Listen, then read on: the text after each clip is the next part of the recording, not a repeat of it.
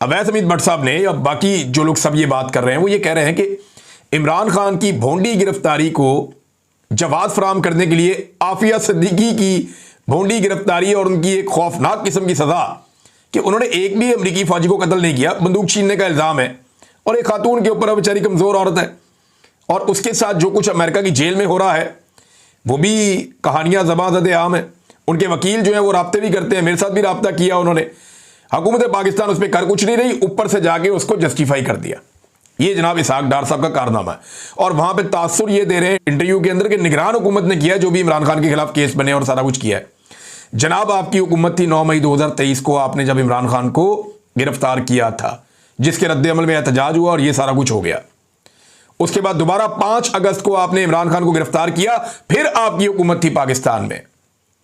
आप ही की हुकूमत में पाकिस्तान में 9 मई का वाकया हुआ, आप ही की हुकूमत में पाकिस्तान में 26 नवंबर का कत्लेआम भी हुआ। तो डार साहब आप इन चीजों से बच नहीं सकते, छुप नहीं सकते। आप दुनिया में जहां जाएंगे आपसे सवालात किए जाएंगे, आज नहीं तो कल आप इन चीजों में बहुत बुरी तरह फंसेंगे। नाज़रीन, एक तरफ तो यह है कि आलमी सतह पर ये खबरें चलती रहती हैं, ये चीजें होती रहती हैं, लेकिन डार साहब ने एक बड़ा अजीबोगरीब काम कर दिया और बड़ा अफसोसनाक काम किया है। दूसरी जानिब जनाब पाकिस्तान तहरीक इंसाफ ने अपनी एक्टिविटीज को तेज कर दिया है और पूरी दुनिया के अंदर, सिर्फ पाकिस्तान में नहीं, ये मेरे सामने डाटा मौजूद है, पूरी दुनिया में लगभग 30 बड़े शहरों में दुनिया के, जिसमें यूरोप, अमेरिका, कनाडा, ऑस्ट्रेलिया और दीगर कई ममालिक शामिल हैं, यूके भी है। तो 27 जुलाई से लेकर 13 अगस्त तक, अब ये लगभग बनते हैं कोई 16 दिन बनते हैं, 16-17 दिन बनते हैं, 18 दिन, इतने दिन बनते हैं। 27 जुलाई से 13 अगस्त तक दुनिया के 30 बड़े शहरों में पाकिस्तान तहरीक इंसाफ ने एहतजाजी मुजाहरों का शेड्यूल जारी कर दिया। पाकिस्तान में है कोई दूसरी ऐसी पॉलिटिकल पार्टी? ये पाकिस्तान की सबसे ताकतवर जो एक पॉलिटिकल फोर्स है, पाकिस्तान की मिलिट्री एस्टेब्लिशमेंट है ना, मिलिट्री एस्टेब्लिशमेंट एक पॉलिटिकल फोर्स है पाकिस्तान की। अगर वो चाहे तो क्या वो दुनिया के 30 बड़े शहरों में इस तरह शेड्यूल करके एहतजाज की कॉल दे सकती है? सवाल ही पैदा नहीं होता। 10-10, 20-20 बंदे इकट्ठे करने इनके लिए अजाब हो जाएंगे। सफारत खाने के बंदों को खड़ा करना पड़ता है, पैसे खर्च करने पड़ते हैं, फिर भी लोग निकल कर नहीं आते। इतने पतले हालात हैं पाकिस्तान की एस्टेब्लिशमेंट के और दीगर किसी पॉलिटिकल पार्टी के पास इतने बंदे ही नहीं हैं। उनकी तो दुर्गत बनी हुई है। वो जहां पे एहतजाज किया किसी चीज की कॉल देंगे, उनके मुखालिफ में आके अवाम बहुत बड़ी तादाद में खड़ी हो जाएगी। लिहाजा इनके पल्ले ही कख नहीं है, पल्ले नहीं तो हिला तो कर दी मेला मेला।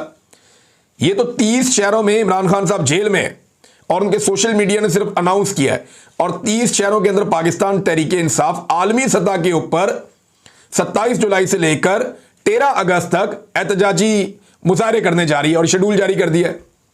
नवाज शरीफ साहब 5 शहरों में करवा के दिखा दें पूरी दुनिया में। 5 शहर तो छोड़े, मियां साहब जिस मुल्क में रहते हैं ना, बरतानिया में, उस मुल्क के अंदर एक एहतजाजी मुजाहरा करके दिखा दें। कोई एक छोटा मोटा काम करके दिखा दें। 5-6 दफा इन्होंने कोशिश की है। ये चंद बंदे अपने घर के बाहर इकट्ठे कर सकते हैं बस। कभी भी 100 बंदों से ऊपर ये जा नहीं सके आज तक। 100 भी मैंने बहुत बड़ी तादाद कह दी है। तो इनके पल्ले कख नहीं है। पाकिस्तान तहरीक इंसाफ ने जो अपनी तहरीक चलानी है, जिसको वो कहते हैं कि 5 अगस्त तक हम इसको पीक पर लेकर जाएंगे, तो प्रोग्राम तो इनका 5 अगस्त के बाद का भी है।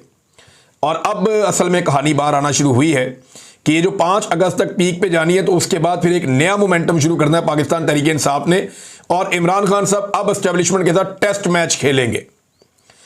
इससे पहले कभी T20 चल रहा था, कभी वनडे चल रहा था। अब ऐसा लगता है कि इमरान खान साहब ने जो पिछला ट्वीट किया है ना, जिसमें आसिम मुनीर साहब को उन्होंने लगातार टारगेट किया है और पाकिस्तान के फील्ड मार्शल आसिम मुनीर साहब के बारे में वो बातें खुलकर कही हैं जो कोई कह ही नहीं सकता। कोई लीडर कभी जुर्रत नहीं कर सकता था जैसे इमरान खान ने खुलकर बात की है। सारा इल्जाम उनके ऊपर दिया कि जनाब ये बंदा रिस्पॉन्सिबल और ये इस वक्त मुल्क में इन्हीं का कानून सिक्का चल रहा है, जो दिल करता है वो कर रहे हैं और सब 2 नंबरी हो रही है पाकिस्तान में। तो इमरान खान साहब जितना खुलकर फील्ड मार्शल आसिम मुनीर के खिलाफ बोले हैं, यहां से एक बात समझ आ रही है कि इमरान खान को जल्दी कोई नहीं है। अब वो एक लंबा टेस्ट मैच पाकिस्तान की एस्टेब्लिशमेंट के साथ खेलने जा रहे हैं। अल्लाह ताला ने इमरान खान को लंबी जिंदगी दी, अल्लाह ताला सबको अपने हिफ्ज़-ओ-मान में रखे। तो एक बात आप मेरी लिख कर रख लें कि पाकिस्तान की सारी एस्टेब्लिशमेंट मिलकर आसाब की लड़ाई में अपने सारे हमदर्दों को भी इकट्ठा कर ले, ये इमरान खान से नहीं लड़ सकते। ये इस काबिल ही नहीं है उसके सामने बोने इस मामले में।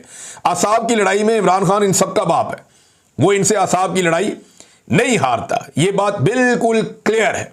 एक और चीज नाज़रीन मैं आपके सामने रखता हूं, और अब आहिस्ता आहिस्ता सारे एतराफ़ कर रहे हैं, चीजें आहिस्ता आहिस्ता बताना शुरू हो गए हैं। नवाज शरीफ के बारे में बताया जावेद लतीफ़ साहब ने, मियाँ साहब के बड़े करीबी साथी हैं, आजकल बड़े नाराज़ हैं। वो शहबाज शरीफ से भी उतने खुश नहीं हैं, मरियम से भी उतने खुश नहीं हैं।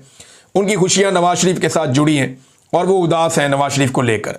उन्होंने कहा नवाज शरीफ को इस्तेमाल कर लिया है इस्तेमाल करने वालों ने।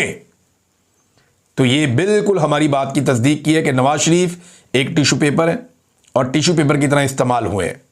मियाँ साहब हमेशा से एस्टेब्लिशमेंट के लिए एक पपेट का काम करते रहे हैं, हमेशा से एस्टेब्लिशमेंट और डिक्टेटरों के पीछे हाथ बांध कर मियाँ साहब खड़े होते रहे हैं। मुशर्रफ के सामने मियाँ साहब ने खड़े होने की जरूरत की, लेकिन फौरी तौर पे मुल्क छोड़ के भाग गए और मुशर्रफ का सामना नहीं किया। आज जैसे इमरान खान फील्ड मार्शल आसिम मुनीर का सामना कर रहे हैं और पाकिस्तान में मौजूद हैं, क्या नवाज शरीफ रह सकते थे पाकिस्तान में मौजूद? नवाज शरीफ कभी पाकिस्तान में नहीं रुके, हमेशा इन्होंने ब्रेकें लगाई पाकिस्तान से बाहर जाकर, जब भी कभी मुश्किल वक्त आया। तो नवाज शरीफ को इस्तेमाल कर लिया गया है, इस्तेमाल करने वालों ने कर लिया। जावेद लतीफ़ साहब ये एतराफ़ कर रहे हैं, जावेद लतीफ़ साहब इस बात की तस्दीक कर रहे हैं कि मियाँ नवाज शरीफ एक टिश्यू पेपर है जिसको इस्तेमाल किया गया। मियाँ नवाज शरीफ साहब की हैसियत क्या रह गई है सियासी, इसके बारे में कैप्टन सफदर ने एक बहुत बड़ा इंकशाफ किया है। कैप्टन सफदर साहब फरमाते हैं कि शहजादा गुस्तासब, ये जिन्होंने हराया मियाँ नवाज शरीफ को, शिकस्त दी मानसेरा में, इन्होंने मियाँ साहब को मानसेरा में शिकस्त दी और यास्मीन राशिद ने मियाँ साहब को लाहौर में शिकस्त दी। मियाँ साहब का मुंह बन गया था और मियाँ साहब बहुत उदास हो गए थे, बहुत परेशान हो गए थे। तो फिर मियाँ साहब को एस्टेब्लिशमेंट ने तरस खा के आधी रात को जितवाने की कोशिश की, तो वहाँ का आरओ अड़ गया, उसने कहा जी मैं 2 नंबरी नहीं करता। फिर आधी रात को आरओ तब्दील करके मियाँ साहब की मर्जी का दूसरा आरओ दिया गया। उस आरओ ने आधी रात के बाद अगले दिन तक मियाँ साहब को, यास्मीन राशिद साहबा से, ये 67,000 से हार रहे थे, मियाँ साहब को इलेक्शन जितवा दिया। और आज भी इस हल्के को आप किसी भी तरीके से खोल लें, इधर से खोलें, इधर से खोलें, इधर से खोलें, कुछ भी करें,